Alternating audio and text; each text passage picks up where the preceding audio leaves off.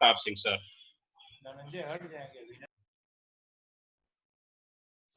धन्यवाद डॉक्टर धनंजय जी, आपने मेरा जो परिचय दिया उसके लिए। और सबसे पहले तो मैं स्वागत है सर। हाँ, आवाज जा रही है मेरी? जी सर, आ रही है।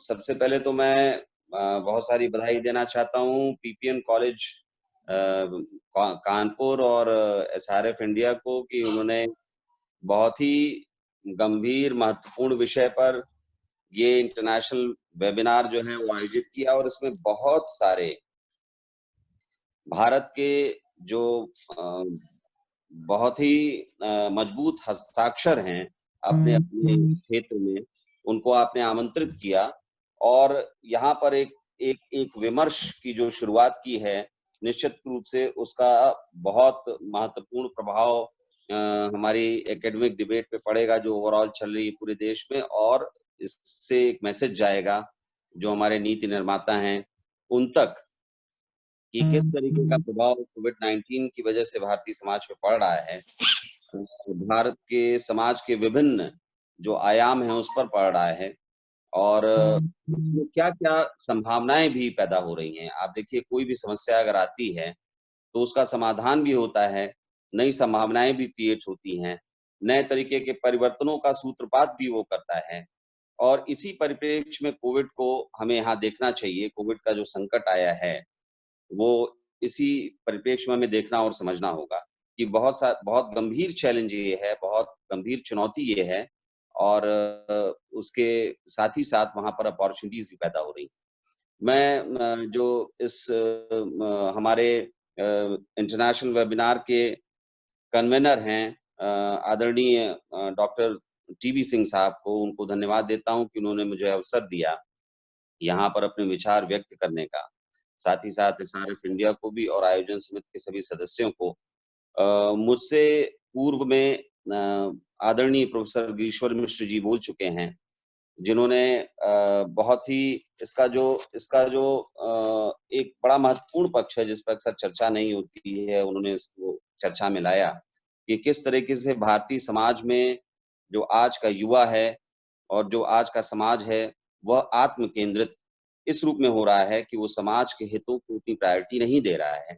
ये गंभीर विषय है जो इस दौरान निश्चित तौर पे ये विमर्श में आया है कि हमारे समाज में जो आज का युवा है, जो आज के जो लोग हैं, वो उनका जो चिंतन का ओरिएंटेशन है वो किस तरीके का है, वो एक विषय है जिस पर चर्चा होनी चाहिए।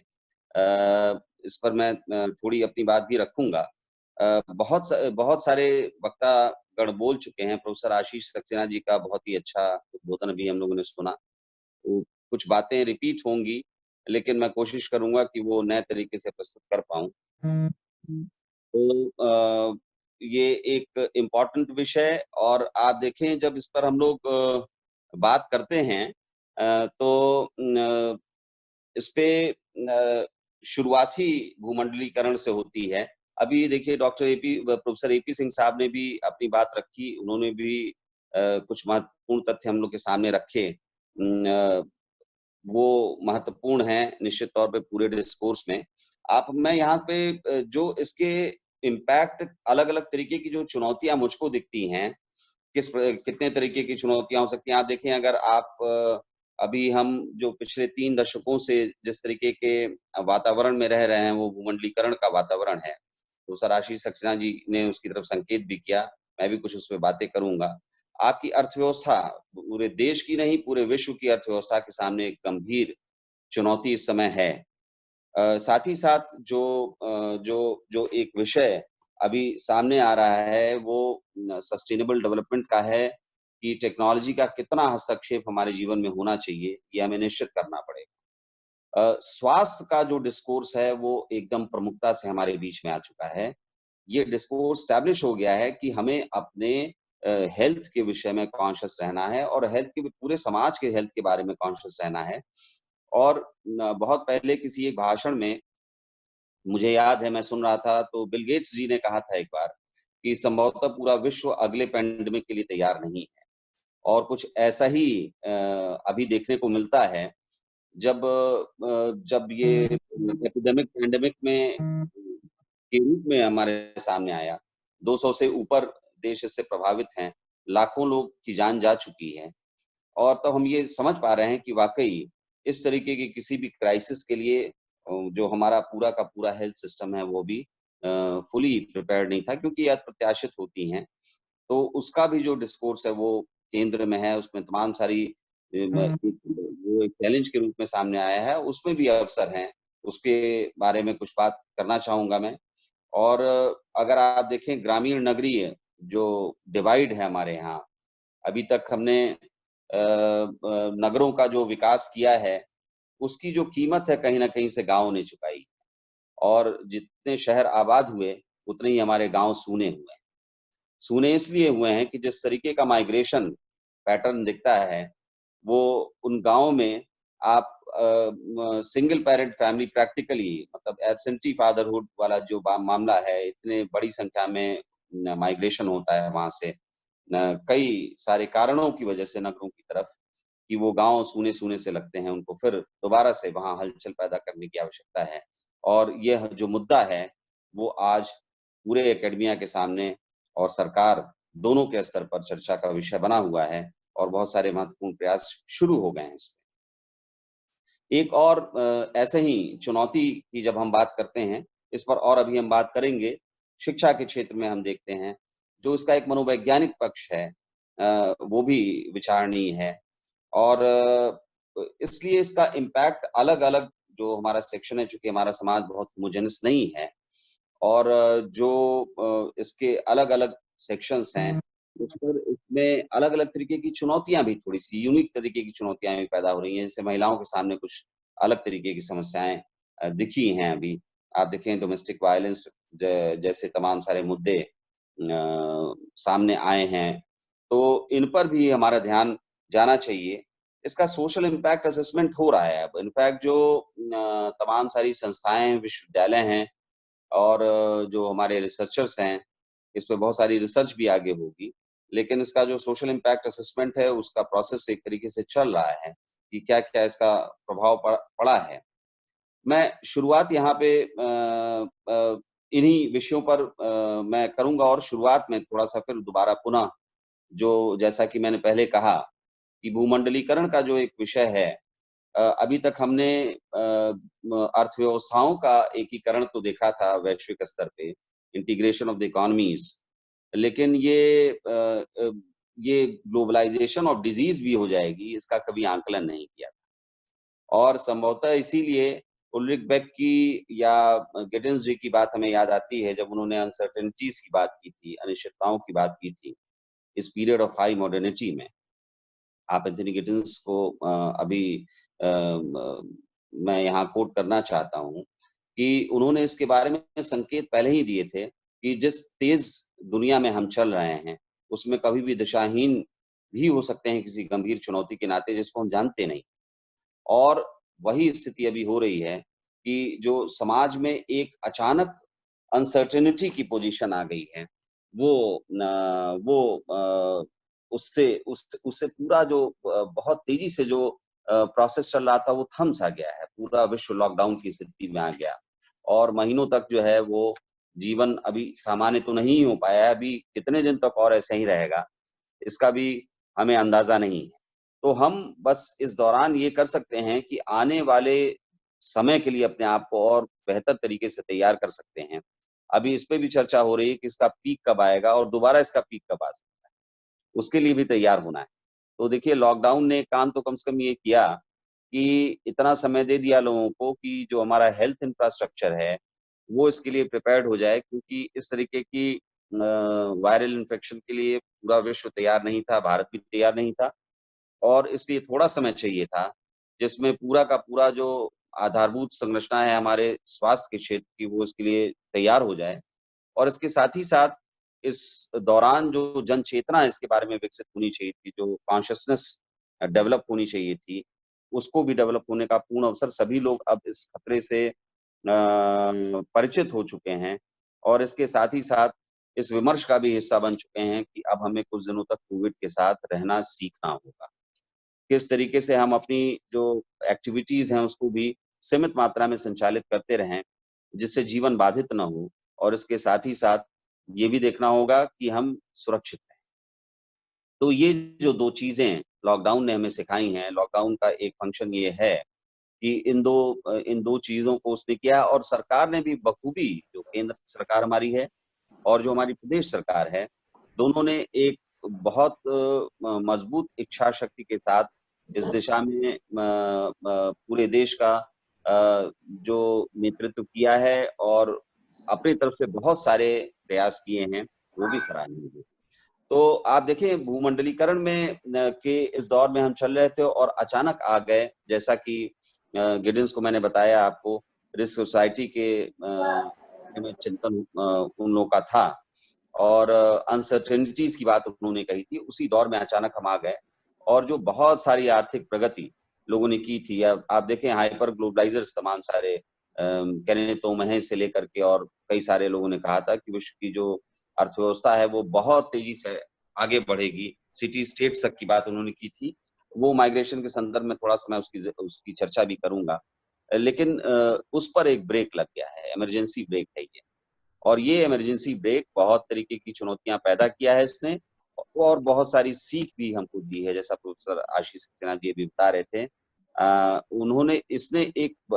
इसने बहुत सारी सीख भी दी और बहुत सारे विषय को केंद्र में ला दिया है, विमर्श को केंद्र में ला दिया है, जिस पे हमारा चिंतन होना चाहिए कि किसी भी तरीके की इमरजेंसी से हम कैसे निपटेंगे, और किस तरीके के परिवर्तन हमको ले आने पड़ेंगे अपने वर्तमान अभी ढांचे में, ज्वाइन कर दिया। किस तरीके के परिवर्तन हमको ले आने पड़ेंगे अपने वर्तमान ढांचे में, जिससे चीजें और बेहतर रहें। तो अब आप देखिए, अब इस भूमंडलीकरण के दौर में मैं जो ज्वाइन कर नव उदारवादी जो वैचारिकी है, दिया। उससे मेरा प्रेरित जिस तरीके के जाएगा। समाज का सृजन हो रहा था, उस तरीके के समाज के ऊपर कुछ सवालिया निशान अभी खड़े होते हैं।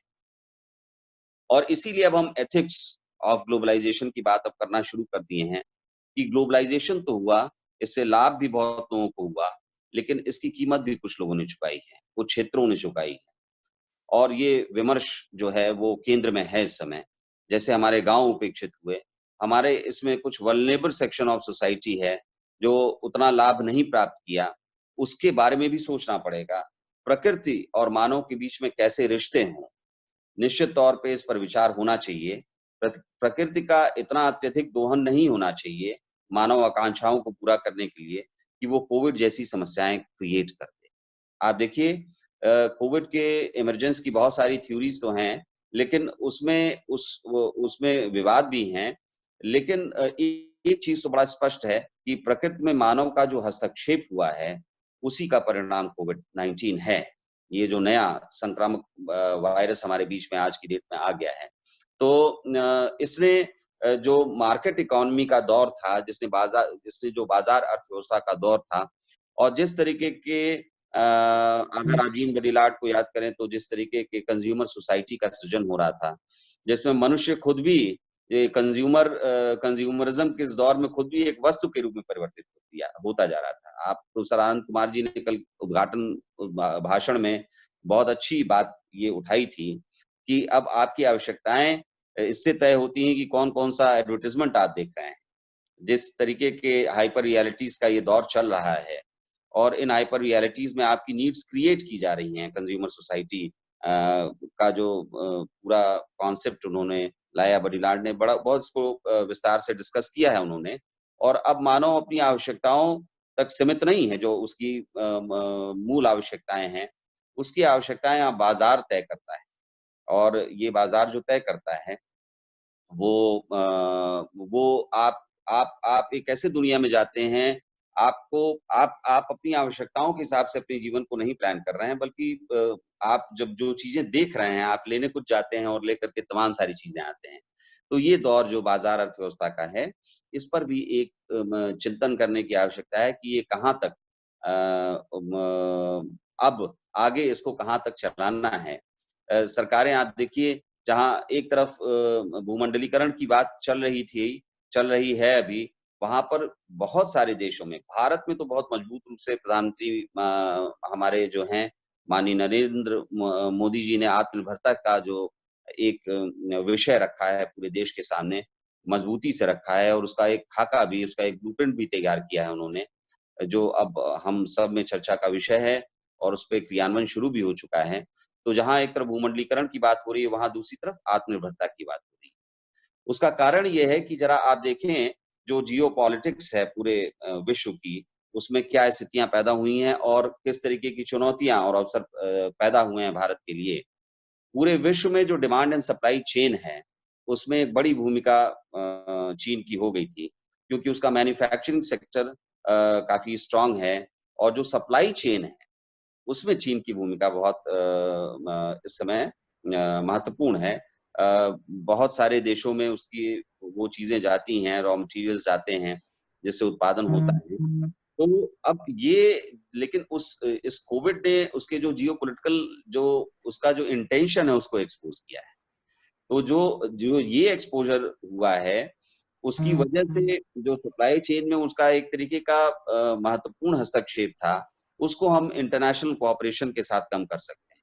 तो ये जो वैश्विक समीकरण हमारा है, उसको ही बदलेगा। देखिए, कोविड एक वायरस जरूर है, लेकिन इसने समाज के हर डायमेंशन को प्रभावित किया है। देशों की अर्थव्यवस्थाएं ठप हो गई थी एक समय में, धीरे-धीरे फिर शुरू हुई हैं। उत्पादन की प्रक्रिया हर जगह लगभग ठप हो गई थी कई हफ्तों तक, वो धीरे-धीरे पटरी पे लाने की कोशिश हो रही है। तो इसमें बहुत सारी समस्याएं जो खड़ी हुई, आप देखिए एक बहस ये भी हुई, जो भूमंडलीकरण के समय में एक बहस है कि वेलफेयर स्टेट का क्या रोल है जो इस बाजारीकरण के इस दौर में, और उसकी भूमिका थोड़ी सीमित हो जाएगी। और आप देखें कि इस क्राइसिस में एंथनी गिडन्स ने तो बहुत पहले ही इसको प्रेडिक्ट किया था कि राज्य तब भी बहुत महत्वपूर्ण रहेंगे। भूमंडलीकरण के इस दौर में ऐसा प्रतीत होता है कि राज्यों की भूमिका थोड़ी सीमित होगी, और बाजार अपने आप में जो है वो कई तरीके की गतिविधियों को संचालित करेगा। लेकिन आप देखें, इस पेंडेमिक में राज्य बहुत सशक्त रूप से पूरे विश्व में हर जगह जहां जो गवर्नमेंट्स हैं, उन्होंने इसमें हस्तक्षेप किया। पूरी गवर्नमेंट मशीनरी ने इसमें सार्थक नेतृत्व दिया है। तमाम उत्तर प्रदेश में आप देखें, भारत के स्तर पे आप देखें, जिससे इसका जो संकट है, वो उसमें राज्य की जो भूमिका है वो बहुत प्रमुख रूप से सामने आई है। तो ये भी एक विषय है जिस पर चर्चा होनी चाहिए कि इस दौर में भी, जब मार्केट इकोनॉमी का दौर, न्यू लिबरल वैचारिकी का दौर है, तो इसमें भी राज्य अत्यंत महत्वपूर्ण है, और आगे भी वेलफेयर की सारी एक्टिविटीज और लोगों को सुरक्षित और संरक्षित रखने के का जो दायित्व है राज्य का, वो महत्वपूर्ण रूप से प्रकाश में आता है। अब इसमें जो आर्थिक क्षेत्र हमारा है, मैं उस पे भी आप देखिए कई जो स्थितियां, लाइवलीहुड की जो एक क्राइसिस पैदा हुई है, और एम्प्लॉयमेंट और कई लोगों की नौकरियां खत्म हुई, कई लोगों के जो काम धंधे हैं वो ठप हो गए हैं, वो ट्रैक पे नहीं आ पा रहे हैं। इसमें एक बड़ा महत्वपूर्ण विषय देखिए आप, जो विमर्श में आया है, वो प्रवासी मजदूरों का है। हालांकि भारत में जो डोमेस्टिक माइग्रेशन है वो इतना बड़ा नहीं है पॉपुलेशन के अनुपात में, लेकिन तो भी ये विषय गंभीरता से इसलिए आया क्योंकि आप केवल उत्तर प्रदेश और बिहार को ले लें, तो उत्तर प्रदेश में 35 लाख से ऊपर प्रवासी मजदूर वापस आए अपने होम स्टेट में, जहां भी थे, जो भी उनका होस्ट स्टेट रहा हो, वो अपने होम स्टेट में लौटे। और जब लौटे तो ऐसा प्रतीत हुआ कि पिछले 3 दशकों से तो हम इनकी बात नहीं कर रहे, और इनकी बात होनी चाहिए थी जब जब पूरे समाज के विकास की बात हो रही थी, और विकास हो की बात हो रही है, तो इनकी भी जो बात है वो मजबूती के साथ होनी चाहिए। आप देखिए, इस पे तुरंत बहुत सारे निर्णय लिए गए हैं। उत्तर प्रदेश के माननीय मुख्यमंत्री ने जो अभी प्रोफेसर आशीष सक्सेना जी ने भी उसमें कुछ चीजें बताई, जो स्किल मैपिंग से लेकर करके बहुत सारी स्टेप्स लिए गए हैं। उसमें एक जो लेबर कमीशन बहुत एक इम्पोर्टेंट डेवलपमेंट है, यूपी कैबिनेट ने इसको अप्रूव किया कि एक state labour employment and exchange of job commission बनाया जाए। जिसमें जो अभी तक माइग्रेशंस हुआ करते थे एम्प्लॉयमेंट के लिए, और भी बहुत से इसके कारण हैं। आप देखिए गांव से प्रवास कई कारणों से होता रहा है। जो पुश एंड पुल फैक्टर्स हैं, गांव का जो पुश फैक्टर है और नगरों का जो पुल फैक्टर है, वो बड़ा बहुत काम करता है। तो गांव से जो माइग्रेशन होता है उसके पीछे कई कारण हो सकते हैं। वो जो माइग्रेशन के कारण हैं, वो कभी कभी जो अर्बन लाइफस्टाइल है वो भी उनको अट्रैक्ट करती है। और इसके अलावा जो गांव का जो एक स्ट्रक्चर है, जो सोशल स्ट्रक्चर है, जिसमें हायरार्की भी है, जो दूसरे तरीके का है, उससे भी कहीं ना कहीं से कभी कभी लोग उसके बाहर निकलना चाहते हैं। और फिर इसके अलावा जो बेहतर आर्थिक अवसर उनको मिलते हैं, स्वास्थ्य के क्षेत्र में मिलते हैं, शिक्षा के क्षेत्र में मिलते हैं, रोजगार के क्षेत्र में मिलते हैं, और ये सब कारण रहे हैं माइग्रेशन के। ये सब गांव से नगरों की तरफ जो प्रवास हुआ है, जो माइग्रेशन हुए हैं, उसके ये सब कारण रहे हैं। जो इसमें चुनौती पैदा हुई वो ये कि उनका जब रिवर्स माइग्रेशन शुरू हुआ, तो अब उनका आर्थिक भविष्य किस तरीके से रहेगा। तो ये बात विमर्श में आ गई कि गांव केंद्रित विकास होना चाहिए। अभी तक इस नगरीकरण और औद्योगिकरण के दौर में गांव उपेक्षित रहा है, और जो विकास ज्यादा हुआ है वो नगरों का हुआ है। गांव से माइग्रेशन ज्यादा हुए हैं और वो जाकर के नगरीय अर्थव्यवस्था का हिस्सा बने। और अब जब ऐसी क्राइसिस अचानक सामने आई, तो वो वापस लौटे हैं गांव की तरफ, क्योंकि कई लेवल पे प्रॉब्लम्स आई। आप देखिए कई राज्यों में ये भी हो गया कि जिस मूल राज्य का व्यक्ति है वहां पर वापस पहुंचे, तो उससे समस्याएं जो ये पैदा हुई कि इनका आर्थिक समायोजन यहाँ पे कैसे होगा। क्योंकि ये एक ऐसा क्राइसिस है जिसमें बहुत प्रेडिक्शंस नहीं किए जा सकते। जाने या अनजाने में कहीं ना कहीं से जो मैसेज उस समय आया, उससे प्रवासी मजदूर तुरंत अपने अपने मूल स्थानों की तरफ लौटे, क्योंकि एक असुरक्षा की भावना थी, एक मनोवैज्ञानिक स्तर पे भी असुरक्षा की भावना थी। और वो लौटे तो उनका आर्थिक समायोजन कैसे हो। और उस क्षेत्र विशेष में जहां पर अब वो कुछ दिन तक ऐसी संभावना है कि उसमें से लगभग एक बड़ी संख्या में लोग वहां रुक जाएंगे, तो उनके लिए उसी क्षेत्र में आर्थिक अवसर उपलब्ध किए जाएं। इसके लिए आप देखिए स्किल मैपिंग शुरू किया गया, और हमारे माननीय मुख्यमंत्री जी ने कहा कि हम इनको संसाधन के रूप में इस्तेमाल करेंगे, क्योंकि इनके पास बहुत सारा कौशल है। और उस कौशल का इस्तेमाल कर करके, उस कुशल श्रमिक का इस्तेमाल कर करके हम अपने क्षेत्र का जो औद्योगिक विकास है वो करेंगे। और अपने क्षेत्र में जो स्मॉल बिजनेस है उसको प्रमोट करेंगे, अपने क्षेत्र में जो एमएसएमई सेक्टर है उसको प्रमोट करेंगे। और यहाँ पर आर्थिक समृद्धि का एक वातावरण बनाएंगे, क्योंकि हमारे ये जो कुशल श्रमिक हैं वो बहुत सारा योगदान दे सकते हैं देश की अर्थव्यवस्था को सुधारने में। ये देखिए ये मॉडल बहुत पॉपुलर भी हुआ पूरे देश में, और बाहर भी इसकी चर्चा हुई कि ये बहुत ही अच्छा स्टेप था। और जो इनफॉर्मलाइजेशन ऑफ जिसको हम कहते हैं, या जो हम ये कह सकते हैं कि जो इनफॉर्मल सेक्टर में बहुत सारे हमारे प्रवासी मजदूर थे, वो अब ये होम स्टेट और होस्ट स्टेट के बीच में अग्रीमेंट्स होंगे कि यहाँ से कितने लोग माइग्रेट कर रहे हैं, किस कंपनी में कर रहे हैं, किस राज्य में कर रहे हैं। तो एक तरीके से वो फॉर्मल सेक्टर में धीरे धीरे प्रवेश कर रहे हैं। लेबर रिफॉर्म्स भी हुए, लेकिन लेबर रिफॉर्म्स में ये जरूर इंश्योर किया गया कि उनके काम के घंटे और उनकी जो आर्थिक आय है वो सुनिश्चित की जाए, वो 15,000 रुपए से ऊपर।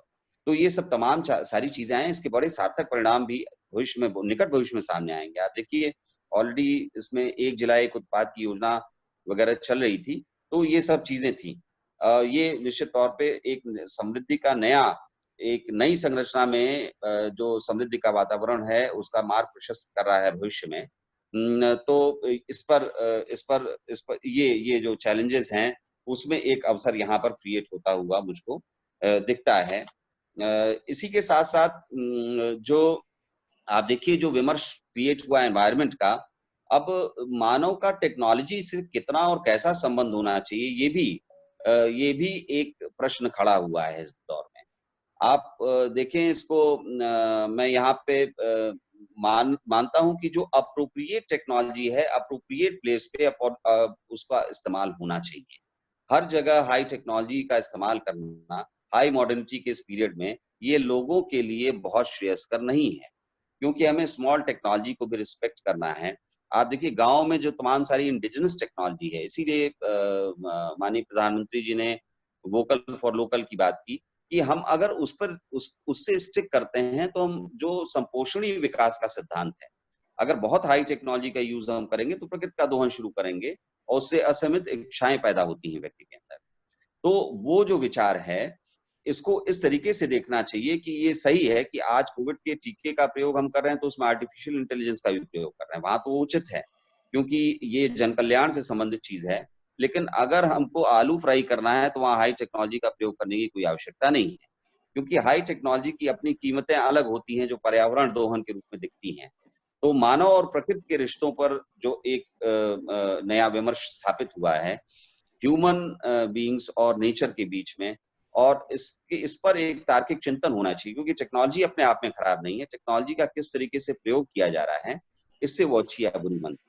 और बहुत ज्यादा टेक्नोलॉजी का प्रयोग निश्चित तौर पे वो प्रकृति के लिए जो खतरे पैदा कर रहा है और व्यक्ति के अंदर असीमित इच्छाएं पैदा कर रहा है, वो इस रूप में घातक है। तो अप्रोप्रिएट टेक्नोलॉजी का इस्तेमाल होना चाहिए और इंडिजिनस टेक्नोलॉजी का भी रिस्पेक्ट होना चाहिए। जीवन में गांव में आप देखिए लो टेक्नोलॉजी और जीरो टेक्नोलॉजी की अगर हम बात करें तो वो और ज्यादा अच्छा परिणाम ले आएंगे, क्योंकि आप आप नगरों में देखिए, मॉल्स में जाएं तो तमाम सारी वो उत्पाद आप खरीद रहे हैं जो गांव में मुफ्त मिला करते थे एक समय में या बहुत कम कीमतों में मिला करते थे। आज केवल मार्केटिंग हुई है और उस मार्केटिंग की वजह से उसकी कीमतें, वो चावल जो गांव में 30-40 रुपए किलो मिल जाता था वो अब जब वो पैक होके आ रहा है तो 100 रुपए सुपर मॉल में हम खरीद रहे हैं। ऑर्गेनिक खेती, मेरा इशारा इसकी तरफ है। अगर इस तरीके की चीजें और एग्रीकल्चरल मार्केटिंग की जो चीजें हैं वो अगर उसको स्ट्रांग किया जाए, जैसे माननीय हमारे पूर्व राष्ट्रपति महोदय कलाम साहब ने प्यूरा की बात की थी कि प्रोवाइडिंग अर्बन जो facilities in the rural areas, और गांव में अगर कोऑपरेटिव्स का स्ट्रक्चर मजबूत कर दिया जाए, अगर गांव के उत्पादों का वहीं पर वैल्यू एडिशन शुरू हो जाए और वैल्यू एडिशन होकर के वो वहीं पर और बेहतर आर्थिक परिणाम देंगे उनका जो इसमें इस प्रक्रिया में संलग्न है उन किसानों के लिए, तो वो चीजें कितनी बेहतर हो जाएंगी। आप देखिए गांव का पुश फैक्टर कम हो जाएगा, क्योंकि जो नगरों की तरफ जाते हैं ना उसमें से बहुत कम ही ऐसे हैं जो ऑर्गेनाइज सेक्टर्स में एम्प्लॉय होते हैं और अच्छी इनकम जनरेट करते हैं। बाकी सबकी इनकम वही 10-15 हजार के आसपास की सेविंग आती है, जो अगर हम देखें प्रैक्टिकली, चूंकि गांव से जुड़ा हुआ व्यक्ति मैं हूँ, वो वहां पर जनरेट की जा सकती है अगर वहां पर जो हमारा जो कृषि है उसको और थोड़ा कोऑपरेटिव्स के ढांचे में, छोटी लैंड होल्डिंग से एक बड़ी प्रॉब्लम, उनको अगर आप जोड़ें तो एक कोऑपरेटिव फार्मिंग आप शुरू कर सकते हैं। इसी तरीके से आप वहां मल्टीपल इनकम जनरेशन कर सकते हैं। एक पशुपालन भी करना शुरू कर दिया आपने, 2 गायें रख दी हैं अगर, और वैसी स्थिति में आप देखिए वो दूध शहरों में अगर शुद्ध दूध मिलना शुरू हो हर तरीके से तो लोग 150-200 रुपए लीटर भी, उसकी इतनी मांग है। आज एक डेली रेवोल्यूशन की आवश्यकता है पूरे देश में लोगों के स्वास्थ्य के दृष्टिकोण से। अब देखिए स्वास्थ्य बहुत महत्वपूर्ण विमर्श में इसमें आ चुका है और हर व्यक्ति एक छोटा फार्म हाउस कहीं से खरीद रहा है कि हम वहां पे अच्छा बिना पेस्टिसाइड्स का सब्जी पैदा कर सकें और अपने लिए गेहूं पैदा कर सकें, जिससे हमारा जीवन जो लाइफ एक्सपेक्टेंसी है वो बढ़े। ये विमर्श में आ जाएगा मुझे लगता है। कोविड के संकट के बाद हर व्यक्ति का सपना जमीन प्लॉट खरीदना न होकर करके ये हो जाएगा कि हम छोटा सा एक फार्म हाउस खरीदें जहां खुद श्रम कर करके या जो भी उसका प्रबंधन हम करें और अपने लिए शुद्ध अनाज पैदा करें, अपने लिए शुद्ध फल पैदा करें, कुछ पेड़ लगाएं और कुछ सब्जियां पैदा करें, एक गाय रखें जहां से दूध आवे, तो कम से कम हमारा जो जीवन है वो और अच्छे से चलेगा। ये विषय केंद्र में आ रहा है कि बहुत ज्यादा प्रयोग आप देखिए, ये इसकी मांग भी बढ़ेगी, इसका एक पूरा का पूरा बाजार भी क्रिएट हो सकता है।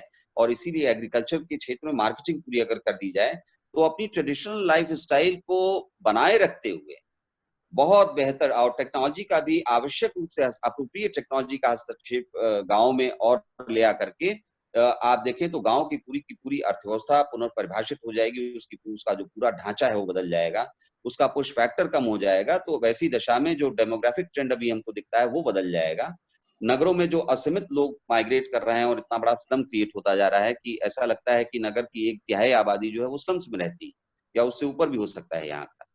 तो एक बेहतर स्थिति पैदा हो सकती है। ये देखिए अपॉर्चुनिटी इस चैलेंज में सामने आई है कि हमारे गांव के विकास का जो विमर्श है वो केंद्र में आ गया है। और इसके साथ ही साथ जब अर्थव्यवस्थाओं की हम बात कर रहे हैं तो जो अर्थ केंद्रित विकास पूरी तरीके से था, जो इकोनॉमी सेंटर्ड डेवलपमेंट का पूरा पैराडाइम है, वो पैराडाइम शिफ्ट होकर करके ह्यूमन सेंटर्ड होने की संभावना दिखती है हमको, कि क्योंकि आप देखें ये देखना पड़ेगा कि कहीं ना कहीं से पहले मनुष्य सुरक्षित रहे, अर्थव्यवस्थाएं विकसित हो, और इस कॉन्सेप्ट को और थोड़ा एक्सपैंड करना पड़ेगा जहां पर मानव की जो लाइफ एक्सपेक्टेंसी है, जो मानव की जो सुरक्षा है, मानव की जो संवेदनाएं हैं, मानव की जो आवश्यकताएं हैं, और सभी मानवों, यहाँ पर पॉवर्टी और अनइक्वालिटी की भी बात हम थोड़ा सा करेंगे। तो इन सब के लिए अनुकूल वातावरण और बेहतर लाइफ चांसेस क्रिएट हों। भूमंडलीकरण के इस दौर में भूमंडलीकरण को रोका नहीं जा सकता है, क्योंकि वो बहुत आगे तक उसका रास्ता जा चुका है, लेकिन उस भूमंडलीकरण को आत्मनिर्भरता के साथ देखना पड़ेगा। हम केवल टेक्नोलॉजी को इंपोर्ट नहीं करेंगे, हम अपने इंपोर्ट सब्स्टिट्यूशन पे भी ध्यान देंगे, तो वैसी दशा में हमारा मैन्युफैक्चरिंग सेक्टर प्रमोट होगा, और वो हमारे युवा जो गूगल को समृद्ध कर रहे हैं, जो फेसबुक को समृद्ध कर रहे हैं, जो तमाम सारे हमारे युवा विदेशों में जाकर करके, आप देखिए बहुत बड़ा डायस्पोरा वहां पे है, और बड़ी बड़ी ट्रांसनेशनल कंपनीज में वो काम कर रहे हैं और उनमें अपना योगदान दे रहे हैं।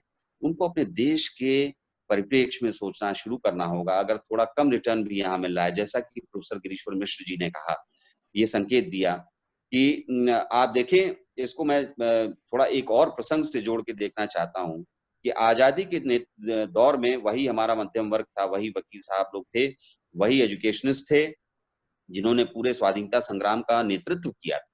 लेकिन 70 और 80 के दशक में आते आते यही जो मध्यम वर्ग हमारा है, और यही हमारे जो डॉक्टर्स हैं, इंजीनियर्स हैं, जो हमारे ये आत्म केंद्रित होने लगे, और विदेशों में जाकर के अधिक से अधिक धन संग्रह और जीवन के तमाम सारे सुख भोगने की तरफ प्रेरणा उनकी ज्यादा बढ़ी।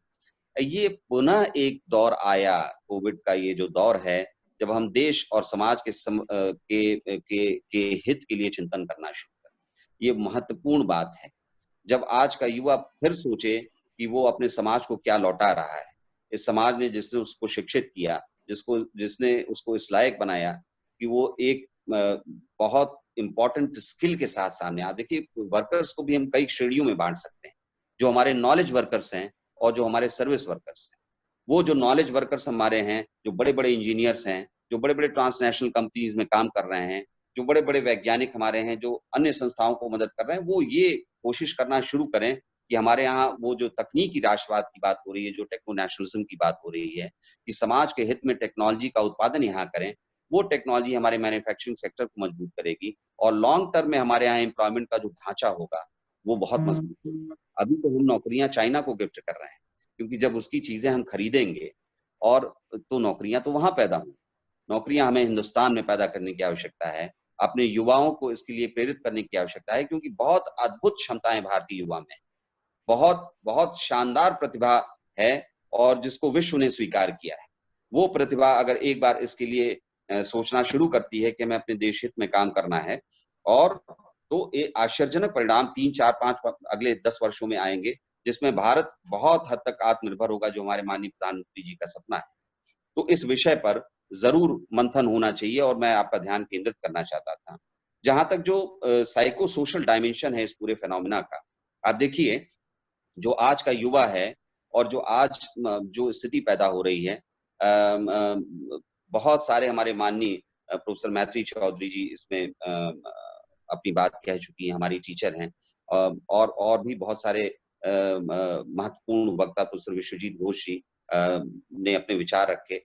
बहुत सारी चीजों को मैं रिपीट नहीं करूंगा, लेकिन थोड़ा थोड़ा संकेत करूंगा कि जो अचानक ये तनाव अवसाद का दौर शुरू हुआ है, जब व्यक्ति अपने घरों में केंद्रित हो गया, बहुत तेजी से उड़ता हुआ हवाई जहाज अचानक लैंड हो गया, ऐसा लग रहा था जीवन बहुत तेजी से चल रहा है, और अचानक उसकी इमरजेंसी लैंडिंग करनी पड़ी। वो है दौर कोविड का। इसने तमाम तरीके की मनोवैज्ञानिक समस्याओं को पैदा किया, और वो मनोवैज्ञानिक समस्याओं से तमाम लोगों को अनिद्रा की समस्या, तनाव की समस्या, न्यूरोसिस की समस्या, साइकोसिस की समस्या और साइकोसोमैटिक डिसऑर्डर्स पैदा हो गए। आप इसको देखें, लोगों का स्वास्थ्य खराब दिखने लगा, लोग ऐसा लगा कि डिप्रेशन में जा रहे हैं। और वो क्यों? इसमें फिर जरूरत है उस सामूहिक चेतना को समृद्ध और मजबूत करने की, जो हमें एक दूसरे से कनेक्ट करता है, और एक दूसरे पर जो आत्मनिर्भरता होती है उससे मजबूती पैदा होती है। तो हम आप देखिए, जिस प्राथमिक समूहों को हम अपने जीवन में कम महत्व दिया करते थे, आज वही छतों की संस्कृति, जब पड़ोसियों से हम छतों पर चढ़ के बात करते हैं, और घर में घुसते समय और घर से निकलते समय दोनों तरफ अभिवादन से हुआ करता था बहुत समय पहले, और इस तेज रफ्तार दुनिया में वो कम हो गया था।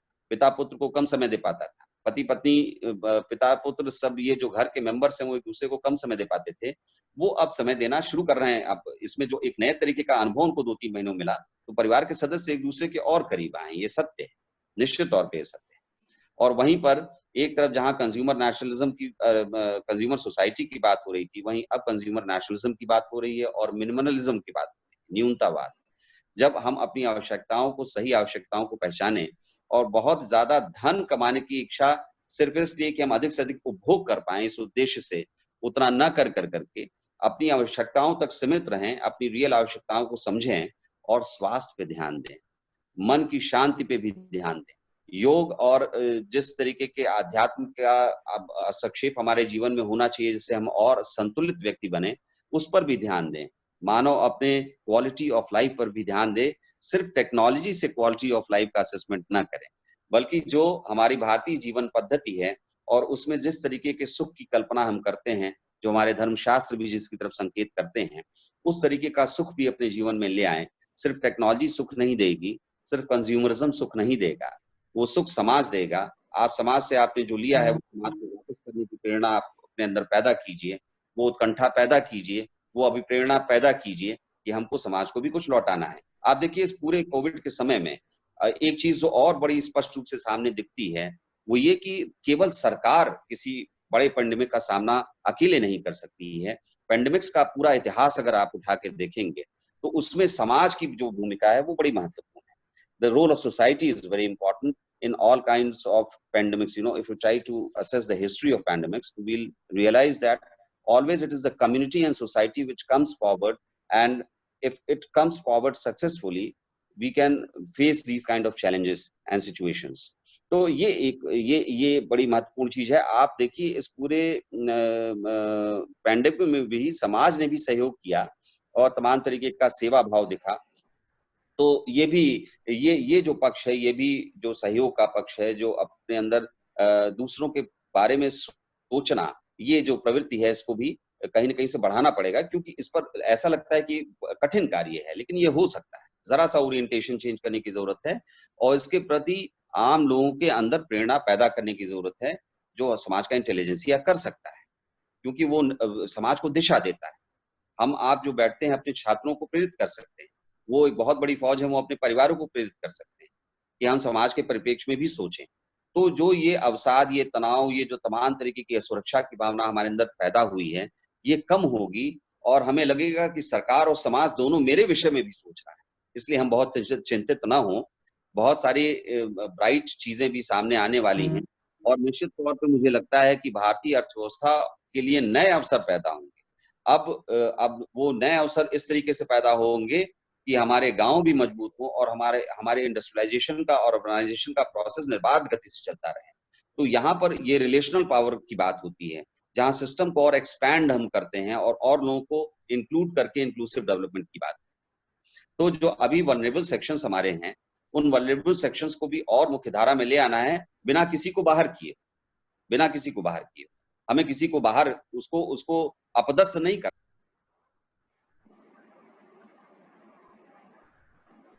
ये आवश्यकता है, ये समय की मांग है कि इस पूरे सिस्टम में और इंक्लूजन हो। जो मुख्यधारा में जो लोग नहीं हैं उनको मुख्यधारा में लाया जाए, जो मुख्यधारा में हैं उनको बनाए रखा जाए। तो अब देखिए भारतीय समाज, मैंने पहले भी कहा था, मेरा समय अगर हो गया हो तो मैं इसको वाइंड अप करूं। संचालक महोदय कृपया, मेरे ख्याल से मेरा समय पूरा हो गया है। जी सर, कंक्लूड हाँ, करें। मैं उसको एक मिनट में पूरा करता हूँ। तो इसमें बहुत सारी ये चीजें हैं जो जो जो हमें कोशिश करनी है कि जो हमारी ये जो चुनौतियां पैदा हुई हैं, इन हर चुनौती को हम अवसर में बदलें, अपॉर्चुनिटी में बदलें। अगर एक तरीके का असुरक्षा, इनसिक्योरिटी, कई तरीके की जो इनसिक्योरिटीज उससे पैदा होती है, इकोनॉमिक होती है, आपके मानसिक अवस्था के स्तर पे होती है, एजुकेशन के लेवल पे आप देखिए बात हो रही है।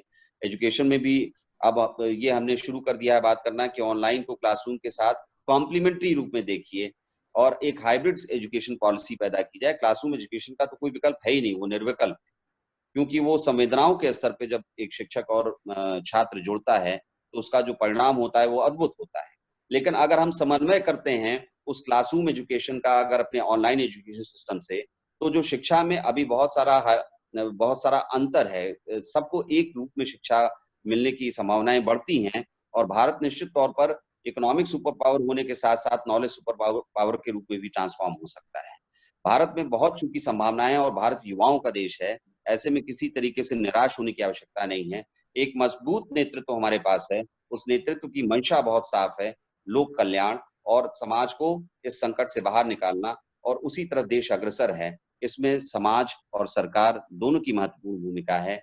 निश्चित तौर पे ये संभावना है कि जल्दी ही हम इस संकट से निकलने के फेज में आ जाएंगे। कुछ प्रेडिक्शंस हो रहे हैं कि अगस्त और आगे के महीनों में इसके लिए कुछ ना कुछ जो हमारे साइंटिस्ट हैं वो हमें उनके योगदान से कुछ इसका टीका या दवा कुछ उपलब्ध हो जाएगी। तो एक मजबूत भविष्य भारत का दिखता है हमें। इस संकट ने जो हमें सिखाया है, अगर उस संकट से हम सीख लें और अपने अंदर कुछ परिवर्तन ले आए, विकास की जो नीतियां हैं थोड़ी सी परिभाषित हों, और इसके साथ ही साथ जो मानव केंद्रित समाज का सृजन है, जो गांव केंद्रित विकासों की बात है, भूमंडलीकरण की प्रक्रिया को जारी रखते हुए ये अगर हम कर पाए तो निश्चित तौर पे एक बड़ा स्वर्णिम काल भारत के लिए और इंतजार कर रहा है। भूमंडलीकरण का जो स्वरूप है थोड़ा बदलेगा, पुनर्परिभाषित होगा। मुझे लगता है कि जिस तरीके से भूमंडलीकरण की प्रक्रिया चल रही थी, कहीं न कहीं से जहाँ से वो शुरू हुआ था वहां से हम फिर वहीं आगे खड़े हैं। आप देखिए भूमंडलीकरण का जो शुरुआत था वो बाइपोलर जो वर्ल्ड था, सोवियत यूनियन के डिसइंटीग्रेशन के साथ-साथ एक यूनिपोलर वर्ल्ड का निर्माण और न्यू लिबरल जो हमारी आइडियोलॉजी है, उसने भूमंडलीकरण को प्रेरित किया था आगे चलने के लिए, combined with the ICT revolution. और वही स्थिति फिर अभी आ रही है कि 30 सालों के बाद फिर दो ध्रुव दिख रहे हैं। एक तरफ चाइना है कुछ अपने सहयोगियों के साथ, तो दूसरी तरफ यूनाइटेड स्टेट्स है, और उस बीच में तमाम जियोपॉलिटिकल चेंजेस आए हैं।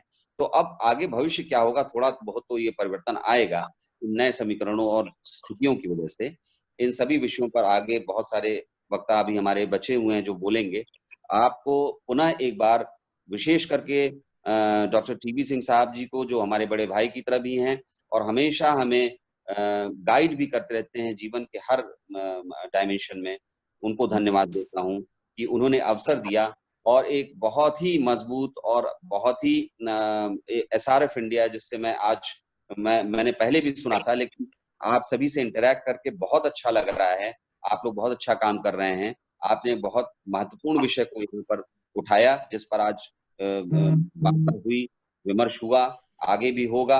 आपको बहुत सारी शुभकामनाएं, बहुत बहुत धन्यवाद कि आपने मुझे बोलने का अवसर प्रदान किया। Thank you so much all the organisers, बहुत बहुत धन्यवाद।